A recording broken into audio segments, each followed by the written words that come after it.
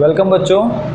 Oxygen family start है हमारी, उसमें से ऑक्सीजन वाला जो पोर्शन था वो हमने फिनिश किया। अभी सल्फर वाला पोर्शन स्टार्ट है ना। तो आज का जो हमारा टॉपिक है वो है सल्फर डाइऑक्साइड। सल्फर डाइऑक्साइड को हम क्या लिखते हैं? SO2, right. तो फर्स्ट हम बात कर लेते हैं उसकी प्रिपरेशन के बारे में। 3 मेथड आपकी प्रिपरेशन में आपको याद रखनी है बच्चों। उसमें से फर्स्ट हम बात करें बच्चों तो सल्फर का रिएक्शन अगर हम एयर के साथ यानी कि ऑक्सीजन, ये भी लिख सकते हैं ना, एयर के साथ रिएक्शन मतलब कि ऑक्सीजन के साथ अगर रिएक्शन कर ले तो हमें SO2 गैस मिल जाएगी। ओके, तो यहाँ पर हमें SO2 गैस, इसके साथ बच्चों SO3 गैस भी मिलती है। 6 से 8% हमें क्या मिलता है? SO3 गैस भी, ठीक है। लेकिन हमें मेनली क्या चाहिए? SO2, इसलिए हम सिर्फ अभी SO2 लिखते हैं, ठीक है। लेकिन याद रखना है इसके साथ SO3 गैस भी मिल सकती है। कितनी? तो 6 to 8% जितनी, बहुत कम। ओके, चलो बच्चों, उसके बाद बात करें हम तो जो सल्फाइड आयन होता है, सल्फाइड, ठीक है, अगर उसका रिएक्शन हम किसी एसिड या सल्फ्यूरिक एसिड, जैसे कि ये यहाँ पर मैं सिर्फ आयन लिख रहा हूँ, ठीक है, H+, क्योंकि मैं एसिड का काम है इसलिए सिर्फ आयन लिखा है मैंने। अगर इसका रिएक्शन भी हम कर ले यहाँ पर तो भी हमें यहाँ से हाइड्रोजन ऑक्सीजन के साथ रिएक्शन करके H2O प्लस SO2 गैस देता है, ठीक है। 2 हाइड्रोजन है तो यहाँ पे 2H प्लस कर लेते हैं, ठीक है। तो बच्चों ऐसे सल्फाइड का रिएक्शन अगर हम ऐसे सल्फ्यूरिक एसिड, लेकिन सल्फ्यूरिक एसिड में से सिर्फ हमने एसिड वाला H+ लिखा है, ठीक है, वहाँ रिएक्शन कर ले तो भी हमें H2O और सल्फर डाइऑक्साइड वाली यानी कि गैस हमें मिल जाएगा, ठीक है। थर्ड में हम बात करें बच्चों तो हमने सल्फर की और रेडी रखी थी, याद है? सल्फर की और, उसमें से एक था FeS2, याद है सबको?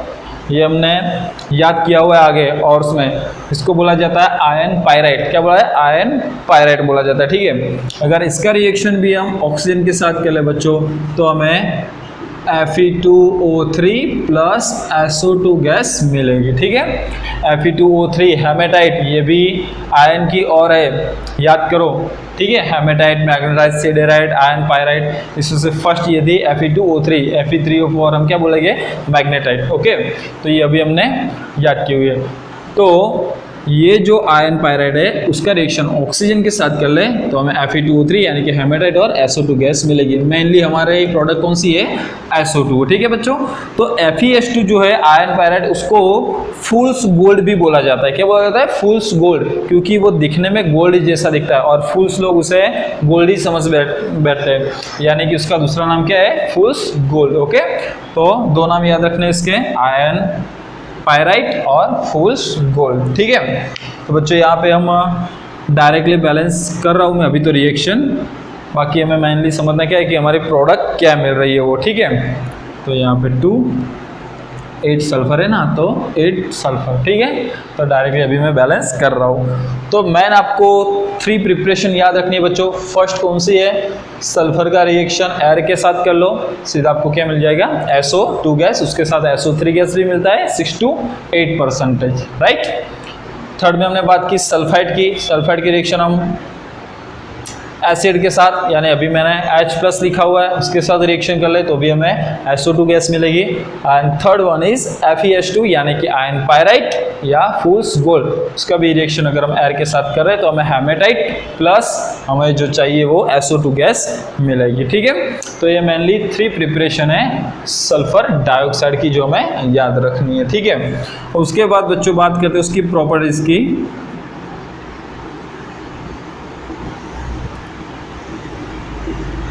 तो बच्चों प्रॉपर्टीज में फर्स्ट अगर बात करें हम तो कलरलेस गैस है, कलरलेस गैस है, ठीक है। उसके बाद बच्चों उसकी जो स्मेल होती है ना वो पुंगेंट स्मेल होती है,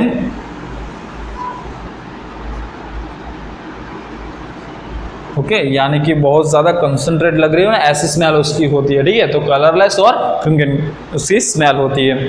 उसके बाद देखा जाए तो बच्चों highly soluble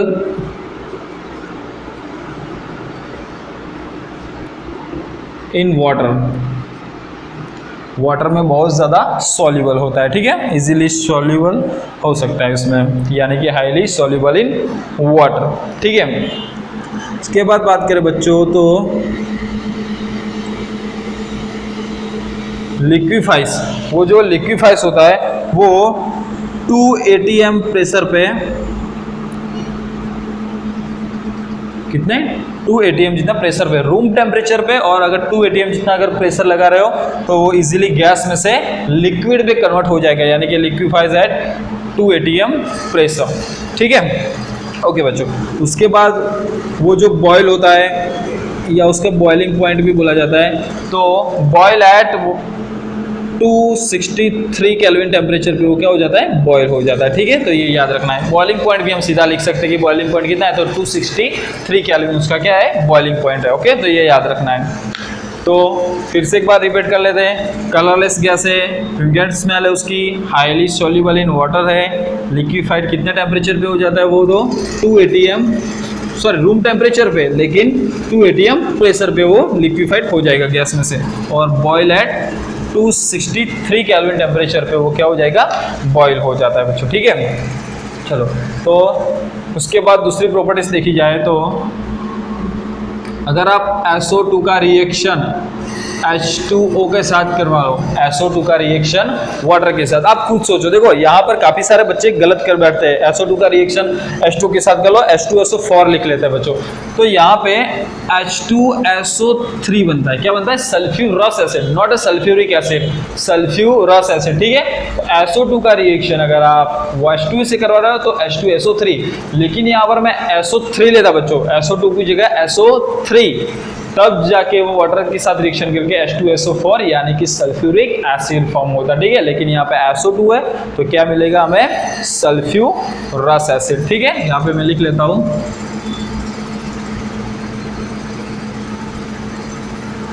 ROUS, sulphurous acid, okay. तो ये याद रखना है, ठीक है। तो SO2 है तो SO2 है, H2 के साथ रिएक्शन करके H2SO3, अगर SO3 होता तो क्या बनता, H2SO4, ठीक है।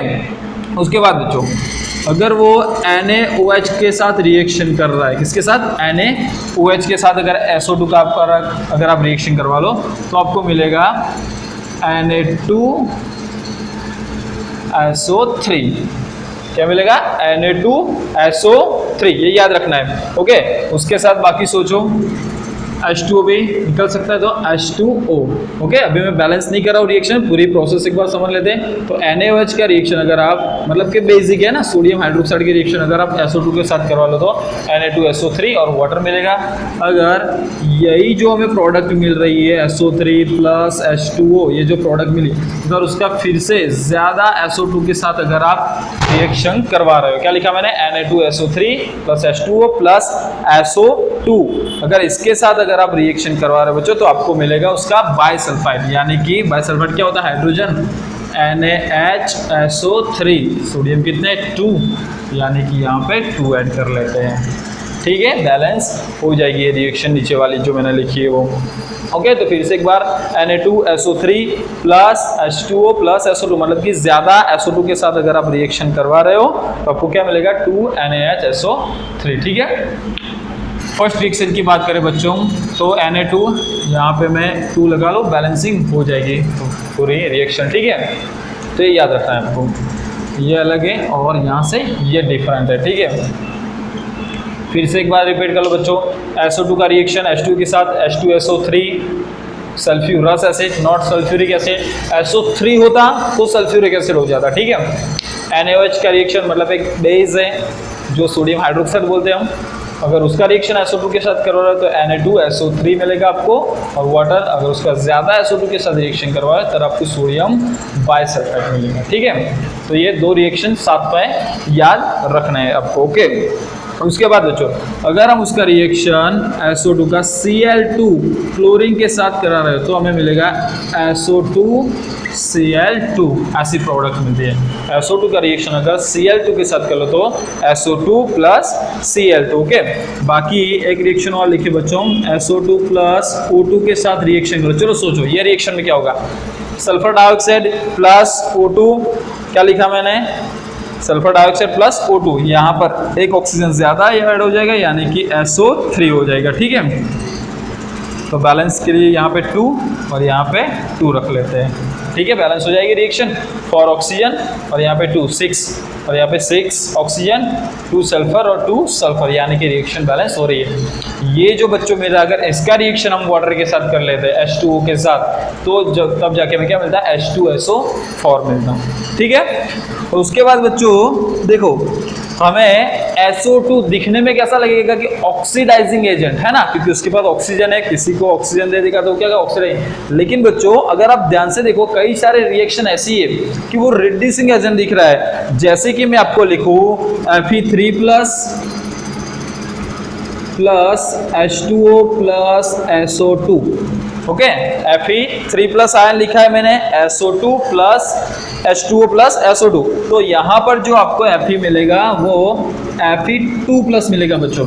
पूरी रिएक्शन हम बाद में देखते हैं, लेकिन यहाँ पर ध्यान रखो Fe3+ Fe2+, ऑक्सीडेशन स्टेट देखो 3 से कहा जाए 2 कम हो रहा है, मतलब कि रिडक्शन हो रहा है। इसने किया तो SO2 ने किया है। ठीक है, इसलिए यहाँ पर वो रिड्यूसिंग एजेंट के तौर पर वो काम कर रहा है। ठीक है, तो क्या मिलेगा हमें Fe2+। ओके, यहाँ पर लिख सकते हैं हम SO4 प्लस H+ आयन हमें मिलेगा। ठीक है, बैलेंस नहीं कर रहा हूँ मैं रिएक्शन, सिर्फ ये देखना है हमें कि यहाँ पे Fe3 प्लस Fe2+ जा रहा है, मतलब कि उसका रिडक्शन कर रहा है, रिडक्शन हो रहा है। तो कौन करेगा है, तो SO2, यानी कि वो रिड्यूसिंग एजेंट की तरह यहाँ पर काम कर रहा है। ठीक है, उसके बाद बच्चों उसका स्ट्रक्चर की बात करें हम, तो स्ट्रक्चर तो हमें मालूम है SO2 का, सल्फर 2 ऑक्सीजन, ऑक्सीजन के वैलेंस इलेक्ट्रॉन 6 राइट, और सल्फर के भी 6 ही होते हैं। उसमें से अगर हम सोचें कि 2 बॉन्ड यहाँ पे डबल बॉन्ड रख लेते हैं हम,